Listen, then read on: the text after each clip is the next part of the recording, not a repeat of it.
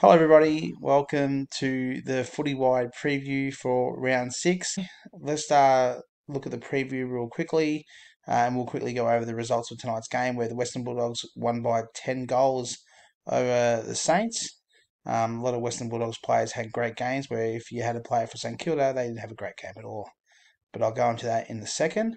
But let's all get started with the review of the preview, should I say, of this week's round. Let's start with top of the ladder, Seek and Destroy. Alright, so Seek and Destroy, as you can tell, it's first versus 10th. So for once again, 2 weeks in a row, it's first versus 10th. And like last week, at the moment, based on the projections after tonight's games, 10th might beat first again. So have a quick look at what happened this week. Or so far tonight's game, Jack Still was down 30% on his actual score, so he got 66.5, whereas Tim English was up 50% as a ruck and got 36. Players that they could have had missed out. I mean, both players playing interchange players for tomorrow night, as you can tell. They had no one else play tonight, so just those players there for that one there. So that's McDonald and Walker as the full forwards. Walker had a great game last week. The half forwards, Danaher and Daniels. We can tell the utility's not going to change for Andrew, and Jack still played there. And Darcy Cameron in the ruck against Tim English. Brayshaw and Flanders in the midfield with Butters and Sheasel. I reckon Sheasel's going to cop a tag this week. Halfback was Lukosius versus McGovern. Hewitt versus Wines, and obviously they both got the interchange of Parrish and McGrath as discussed. Other options there, well, Mitch Duncan can come in possibly. Richmond players got the bye, so he can't play any of those. Clayton Oliver's got the bye. She, I think, might have a game this week. I'm not 100% sure.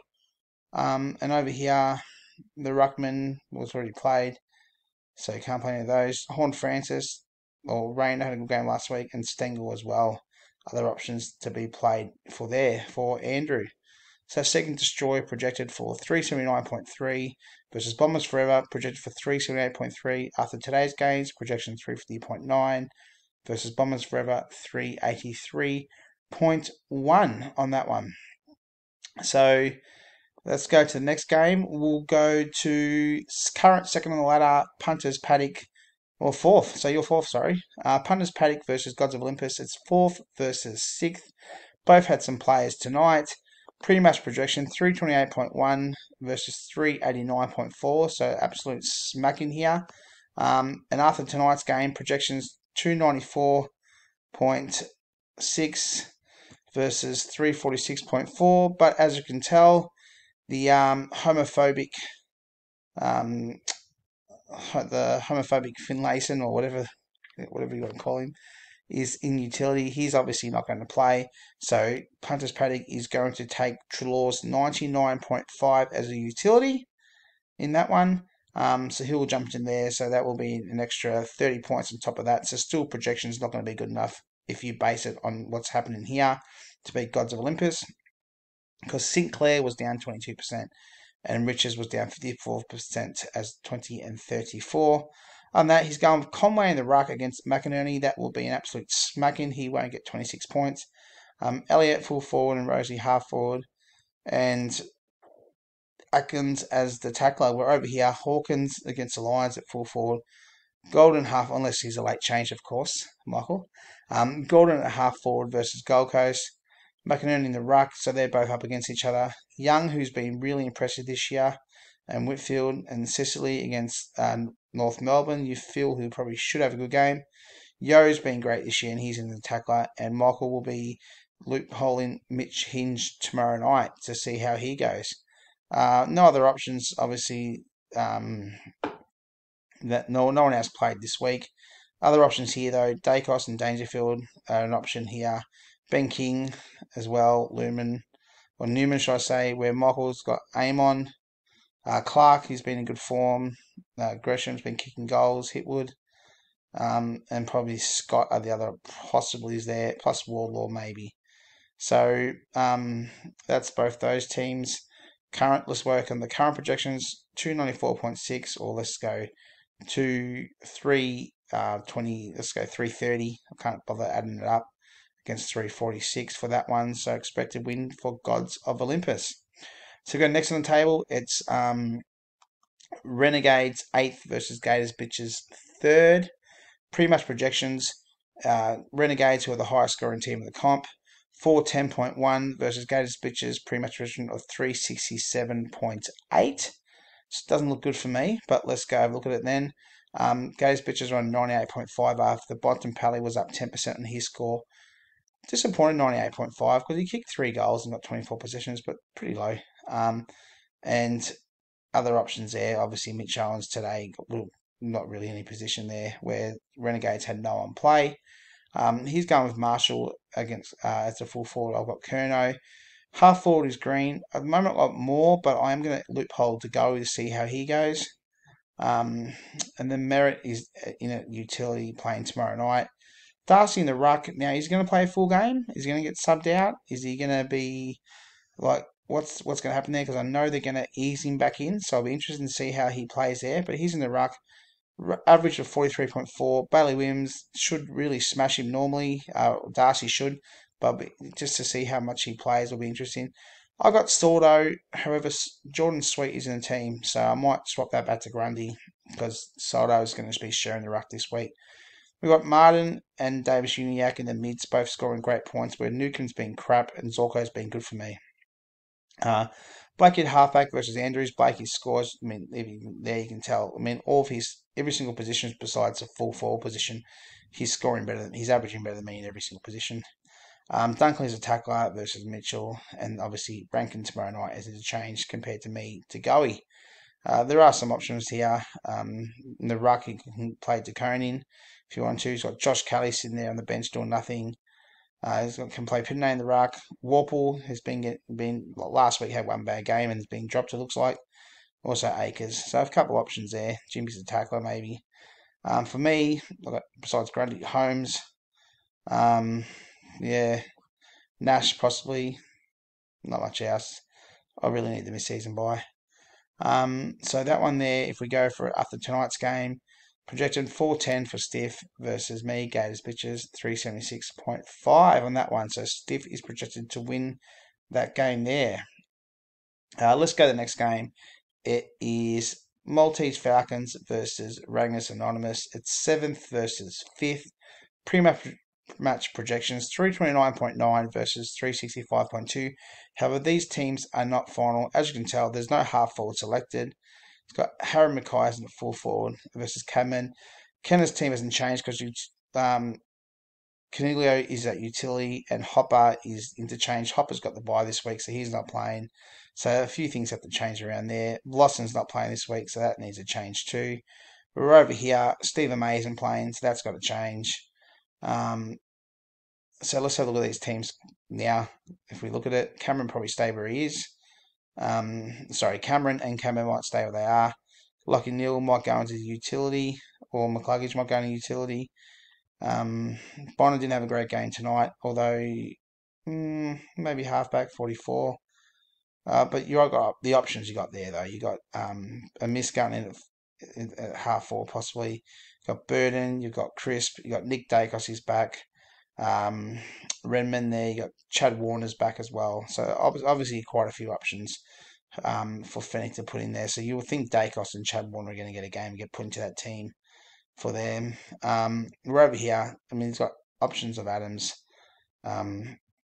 Charlie Cameron at full forward is an option to play. He had a great game last week. Missed out on McRae. McRae got 92.5 tonight. 55 as a mid. 30 as a tackler. Perhaps if Kenner looked at his team, he might have given him a game, put him in there, and moved Newell around, except he didn't look at his team, so now he's a bit stuck there with 3 players that aren't playing this week that he needs to take out. And obviously, Rowbottom as a tackler you would think will come back into the team as well, because Rowbottom's been a great tackle this year. So do your team, Kenner. Do your team, Fennick. You know, trying to run a show here. You're not helping me. Please, that would be great. Thank you.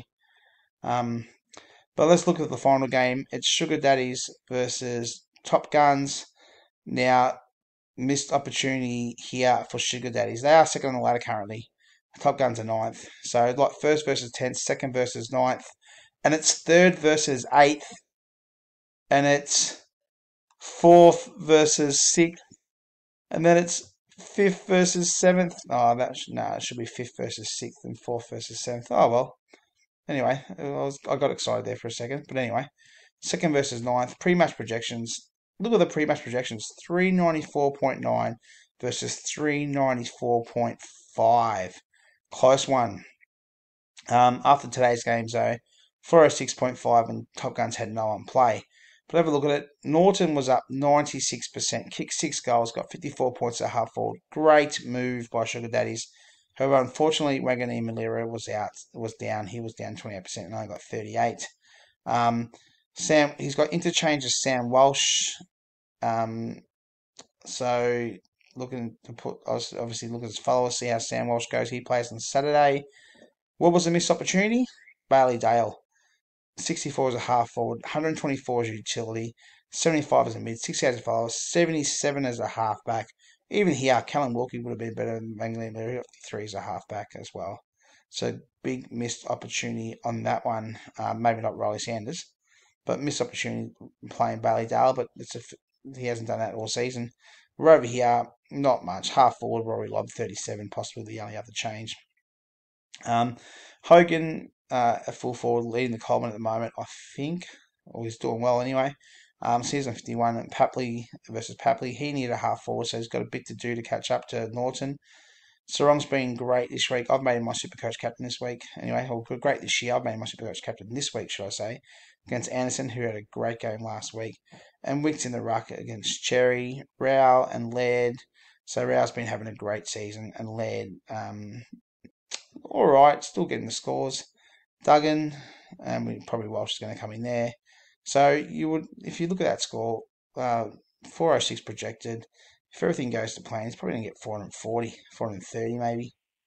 And then Ryan as a halfback, as we said, has been the best halfback in the game this year so far. William Drew's a tackler, and he's got Keys as the interchange tomorrow night versus Kelly as a tackler, and Walsh, as we said, the interchange for Saturday. Other options, you got Lockie Ash, but we missed out on Bailey Dale, right? Dixon's not playing this week. Lucky against the Hawks is an option to play, and Petrarca's got the bye. We're over here, Dusty's got the bye. Pendles is back. Wiedering is an option. Luke Jackson isn't going to be having the full ruck duties now, but you got Witts anyway. Sian Houston's been dropped, and Lloyd obviously another option there for that one. So a few exciting games this week. Let's have a look at the actual fixture. So if I go to the fixture page, it's in Adelaide tomorrow night, Adelaide versus Essendon. Saturday at 1:45 is Collingwood versus Port Adelaide. Straight after that game at Marvel Stadium is Carlton versus the Giants. Lions versus the Cats in the Gabba at 7:30. And then also the Derby, or Derby, whatever they call it, Eagles versus Freo on Saturday night as well. Sunday is the Swans versus the Suns, and then the big one, the Battle of the Wooden Spoon. No wins each. Who's going to get their first win? It's North versus Hawks at Marvel Stadium. So let's just have a quick look at the weather.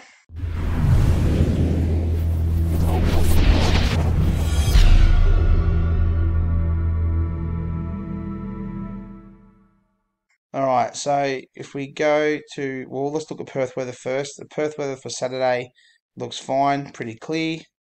Then let's have a look at the next weather. Brisbane weather is also pretty clear for Saturday. Well, Saturday the game's late at night, so Saturday at 7 o'clock the weather will be fine, so there shouldn't be any rain.